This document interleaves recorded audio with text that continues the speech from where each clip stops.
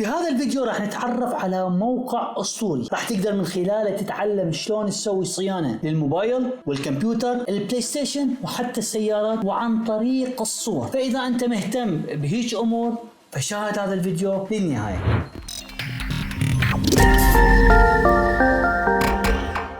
حتكتب بالبحث iFixit وراح تدخل على أول رابط اللي هو iFixit.com، وهذه هي واجهة الموقع.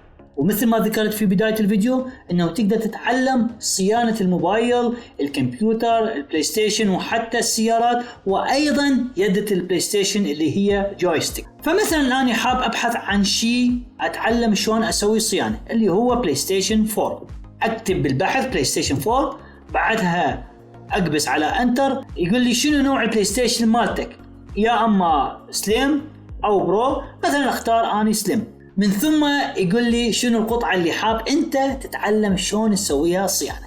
عندك انت الكفر، الديسك درايف، الفان سيستم، المذر بورد، الباور سبلاي. انا اختار القطعة اللي حاب اتعلم شلون اسويها صيانة، مثلا راح اختار الفان، وبعدها راح ينطيني بالضبط الخطوات وعن طريق الصور شلون اني ابدل القطعة او انظف الفان. مثل ما تشاهدون خطوة بخطوة ينطيك بالضبط شلون تبدل القطعة. للعلم ان هذا الموقع اغلبية مصلحين الموبايل والكمبيوتر يستخدموه. وايضا الحلو بهذا الموقع انه اني اقدر اشتري القطعة اللي حاب اني ابدلها او اللي بيها مشكلة.